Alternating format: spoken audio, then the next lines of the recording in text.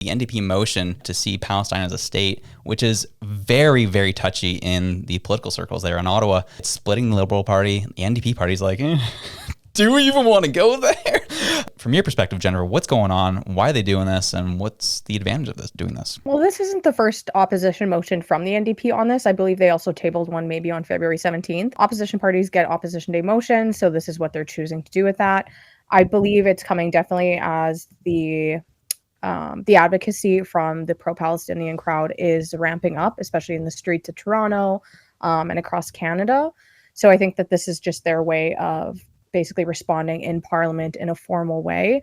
But it is putting pressure on the current Liberal government, who have been all over the map on this issue while trying to remain, somewhat supportive of the Jewish community in Canada while also understanding the Muslim community and what's going on with Palestine. I was watching some of the debate this afternoon, and Anthony Housefather, he had a lot to say. And, he was quoted in the media saying that he feels that this motion is anti-Israel, and that hearing that the current Liberal front bench, the cabinet, is planning to either abstain or vote against it. So it's really going to be zoning in on each Liberal MP and how they choose to vote.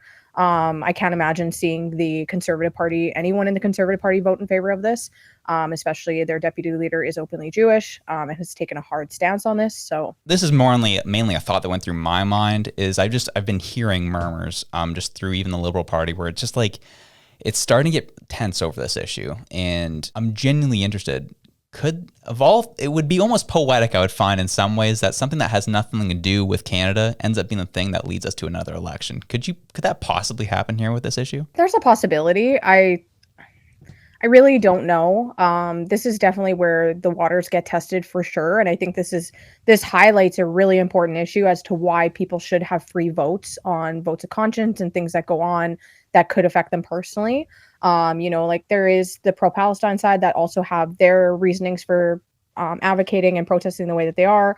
There's the Jewish side that obviously feels, that there's targeted harassment and hate. We're seeing protests happen outside of synagogues and that sort of thing, which, obviously Jewish neighborhoods, things like that. So it's creating a massive divide. Whether or not this could lead us into an election, I don't know, but I could see this being a fairly large election issue. And I could also see people voting accordingly because the NDP are taking a hard stance on this, and they are almost representing the people that the Liberals are falling through the cracks on when it comes to this. When you actually read through the motion, I listed out the 9 different things that they were calling for. They said immediate ceasefire, release of all hostages, stop weapons trade with Israel, stop illegal arms trade to Hamas, which I don't know how they're going to do that one, but we'll move on. The end of occupation of Palestinian territory, ban Israeli settlers from Canada, lift the 1,000-person visa limit for Palestinian refugees into Canada, recognize the state of Palestine, and recognize Israel's right to exist. So there was a couple of things that really stood out to me. One, obviously, the limit on visas into Canada, because we know that right now the population is just exploding in Canada and the hardship that's causing on our country. And then there seem to be so many things in there that we could never actually foreseeably do as Canadian citizens. I understand the need for a ceasefire. I think it would be great if they released all hostages, but as Canadians, what are we? I just don't understand what we are expected to do with that. And to me, it kind of feels like a little bit of lip service.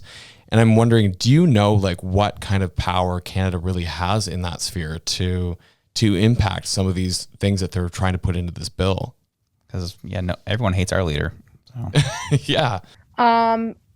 You said the word lip service, and you might think that some of the things in here are unrealistic, that Canada doesn't actually have a direct impact on, especially when it comes to the military in Israel and the decisions that they are making under their leadership over there. What I will say is this is an opposition day motion. It's not a bill, meaning that there's not a whole lot binding behind it. And the way that I like to look at motions is almost putting the spotlight on parliamentarians as to how they feel about something. So people might say, well, it's an opposition motion. Nothing's actually going to come of this.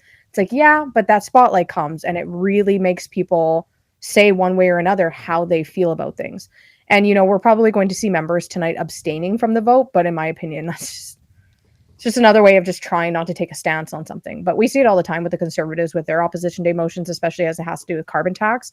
no one's going to cancel the carbon tax over an opposition day motion, but, you know, they can word it and say, you know, are you going to keep the carbon tax? Because if you do, it's hurting Canadians. And if the Liberals vote against it, then the Conservatives go out there into the world and say, look it, they voted against it. Like it's, Right. you know, it's a lot of lip service and it's a lot of performative activism, essentially. That was electric, wasn't it? Well, we enjoyed it. Hope you did too. If you did, you can check this video out here to the top right corner right near my window.